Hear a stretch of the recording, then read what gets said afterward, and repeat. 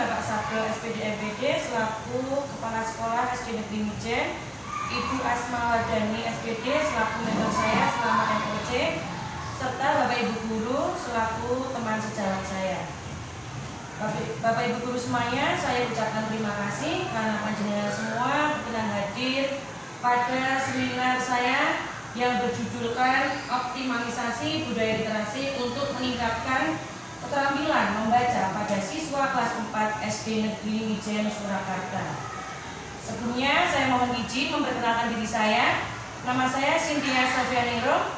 Saya adalah peserta MOC Angkatan 2 tahun 2024. Di sini saya akan memaparkan laporan mengenai kegiatan atau program-program yang saya laksanakan semasa orientasi. Adapun latar belakangnya, pendidikan nasional adalah pendidikan yang berdasarkan Pancasila dan Undang-Undang Dasar 1945 yang berakar pada nilai-nilai agama, kebudayaan nasional Indonesia dan tanggap terhadap tuntutan zaman. Pendidikan nasional bertujuan untuk mengembangkan potensi peserta didik akan menjadi manusia yang beriman dan bertakwa kepada Tuhan Yang Maha Esa, berakhlak mulia, sehat, berilmu, cakap, kreatif, mandiri, dan menjadi warga negara yang demokratis serta bertanggung jawab. Nah, demi mewujudkan tujuan pendidikan nasional tersebut, maka diharapkan tenaga pendidik yang profesional pada setiap jenjang pendidikannya. Selain itu juga mengapa saya mengambil judul Optimalisasi Budaya Literasi untuk meningkatkan keterampilan berbahasa pada siswa kelas 4 SD Negeri Mijen, karena setelah saya melakukan pengamatan secara menyeluruh dan juga saya sudah berkonsultasi dengan mentor saya, muncul isu bahwa minat membaca siswa dasar memang sangat rendah. Mereka hanya membaca ketika diminta oleh gurunya saja. Mereka cenderung lebih malas untuk membaca. Selanjutnya adalah tujuan dari MOC sendiri. Yang pertama adalah pengenalan tugas dan fungsi ASN. Yang kedua, pengenalan nilai dan etika pada instansi pemerintah. Ketiga, pemahaman dan penyediaan informasi kepada pegawai pemerintah dengan perjanjian kerja yang baru diangkat. Dan yang terakhir, diharapkan mampu mengaktualisasikan nilai-nilai dasar ASN berakhlak serta dapat melaksanakan tugas yang menjadi kewajibannya dalam melaksanakan program pemerintah di unit kerja masing-masing. Selanjutnya adalah visi dan misi SD Negeri Mijen, karena saya berorientasinya di SD Negeri Mijen, dan di sini ada visi dan misinya. Visinya adalah mewujudkan peserta didik yang berbudi pekerti yang luhur, berakhlak mulia, cerdas, mandiri, mampu berinovasi dan cakap teknologi dalam mewujudkan iklim positif di sekolah. Untuk misinya sendiri yaitu meningkatkan prestasi peserta didik akademik dan non-akademik, menanamkan kemandirian, percaya diri, disiplin, serta tanggung jawab. Dan terakhir, mengembangkan pendidikan yang berorientasi dan membentuk peserta didik yang berkarakter. Selanjutnya adalah tujuan SD Negeri Mijen. Nah, tujuan SD Negeri Mijen ini ada dua. Yang pertama itu ada tujuan umum. Tujuan umumnya meliputi yang pertama, terwujudnya peserta didik yang memiliki keimanan dan ketakwaan yang kuat dalam menjalankan ibadah sesuai dengan agama dan keyakinannya masing-masing.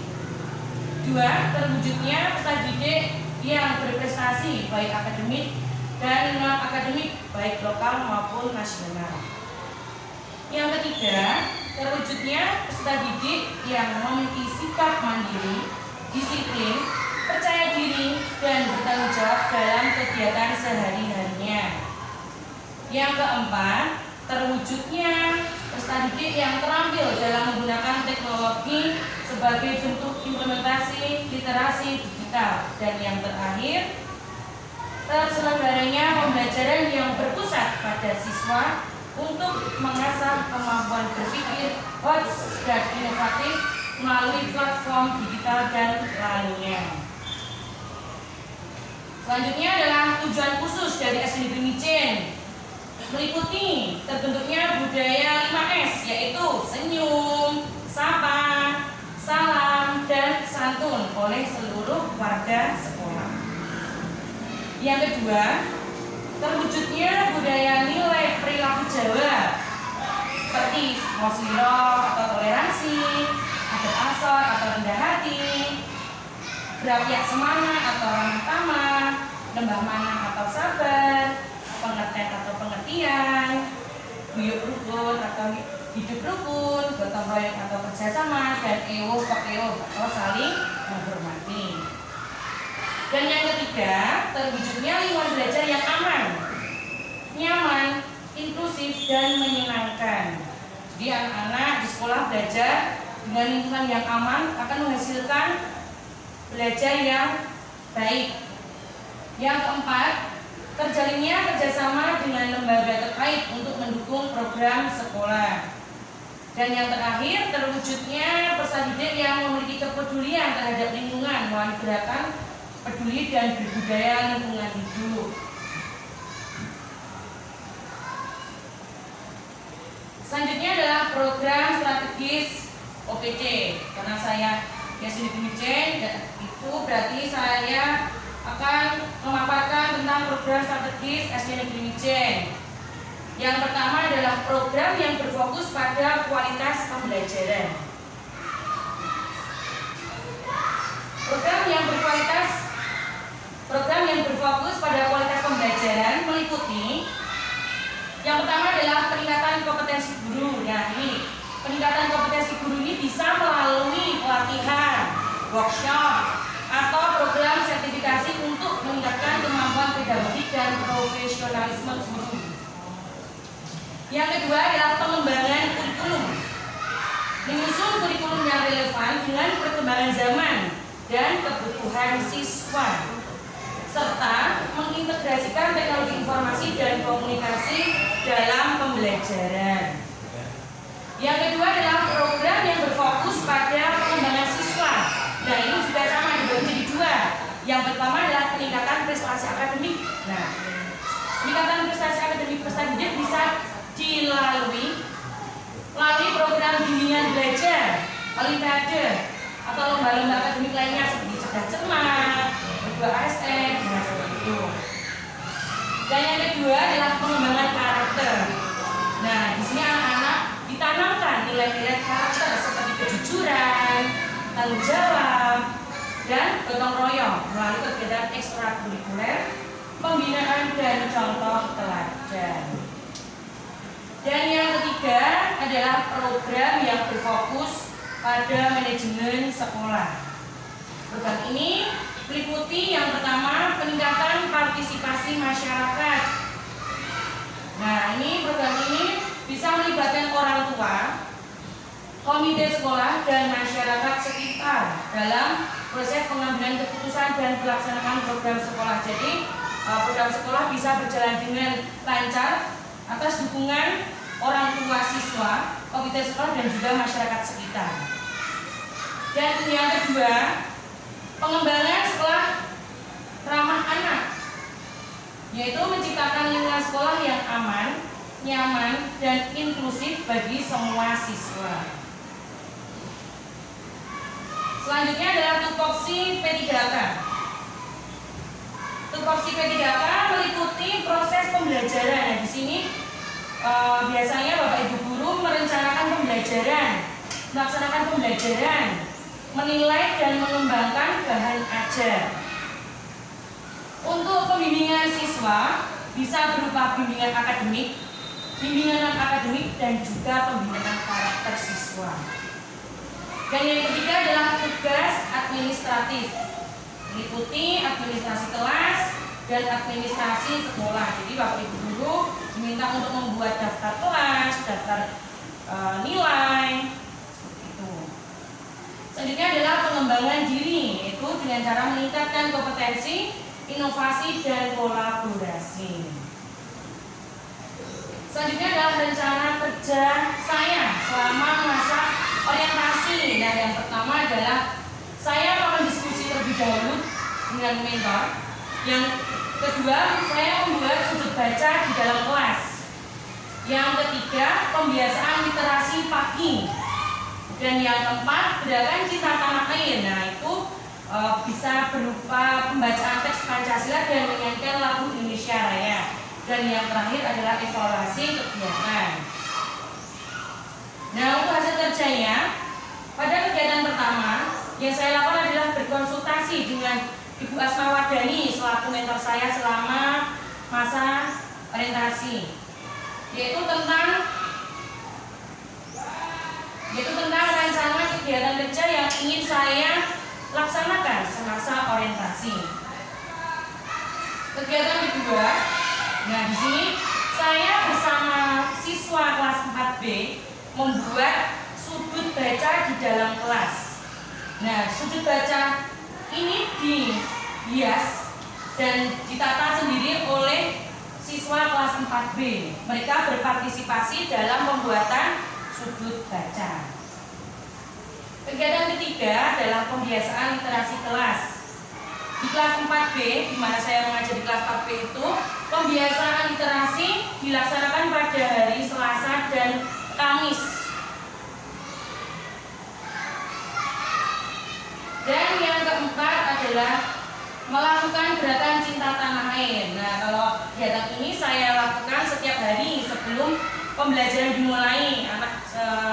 Setiap harinya anak-anak saya minta untuk maju ke depan, bergilir satu persatu untuk memimpin pembacaan teks Pancasila dan juga menyanyikan lagu Indonesia Raya. Itu dilakukan setiap hari dengan berganti siswanya. Jadi mereka berlatih untuk berani maju ke depan, berani untuk memimpin teman-temannya, akan menjadi pribadi yang percaya diri. Dan yang terakhir adalah kegiatan evaluasi kegiatan. Nah, di sini saya memberikan reward kepada anak-anak karena mereka sudah melaksanakan pembiasaan literasi dengan baik. Selain itu juga saya sharing dengan teman-teman sejawat saya tentang program atau kegiatan yang saya laksanakan. Mereka banyak memberikan saran dan dukungan terhadap program-program yang saya laksanakan. Selanjutnya adalah kesimpulannya. Nah, berdasarkan hasil kegiatan kerja yang telah dilaksanakan selama kurang lebih 1 bulan, dapat disimpulkan bahwa 5 tahap yang sudah direncanakan dapat teraktualisasikan secara keseluruhan di instansi atau di SD Negeri Mijen. Berkaitan dengan judul optimalisasi budaya literasi untuk meningkatkan keterampilan membaca pada siswa kelas 4 SD Negeri Mijen Surakarta, kegiatan-kegiatan literasi yang dilaksanakan adalah sebagai sarana alternatif pembiasaan siswa untuk meningkatkan keterampilan membaca pada siswa kelas 4 di kelas. Dengan pembiasaan literasi ini juga dapat menambah pembendaharaan kata siswa, mengoptimalkan kinerja otak, karena memang dengan sering membaca itu membuat kinerja otak menjadi baik. Selain itu juga anak-anak dapat mendapatkan berbagai wawasan dan informasi baru setelah mereka membaca. Setelah saya melakukan sharing dengan teman sejawat saya, ada beberapa saran. Yang pertama, bagi sekolahan. Nah, kegiatan literasi ini hendaknya sekolah menyediakan fasilitas dan sarana prasarana yang mendukung terlaksananya kegiatan literasi. Sekolah bisa mengaktifkan kembali perpustakaannya. Jadi anak-anak bisa setiap hari berkunjung ke perpustakaan, membuka buku yang berbeda setiap harinya. Bagi siswa, hendaknya siswa antusias dalam mengikuti setiap kegiatan literasi. Jadi semua siswa diharuskan untuk membaca satu buku selama pembiasaan itu dilaksanakan. Yang kedua, hendaknya berkonsentrasi ketika mengikuti setiap proses. Dan yang terakhir, siswa harus percaya diri dalam menyampaikan karyanya. Dan yang ketiga adalah bagi guru. Nah, ini literasi ini dapat dimasukkan ke dalam proses pembelajaran. Yang kedua, berinovasi, menciptakan program dan melakukan bimbingan atau pendampingan program. Sekian yang bisa saya sampaikan. Saya mohon maaf jika ada kata yang kurang kena di hati panjenengan semua. Sekian dan terima kasih. Wassalamualaikum warahmatullahi wabarakatuh.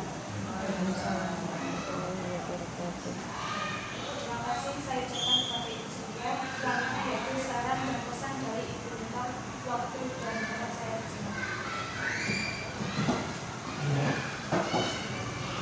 Assalamualaikum warahmatullahi wabarakatuh. Terima kasih saya ucapkan atas waktunya. Di sini saya mungkin akan memberikan sedikit masukan ya tentunya ya terkait dengan kegiatan optimalisasi peningkatan budaya literasi untuk kelas 4D.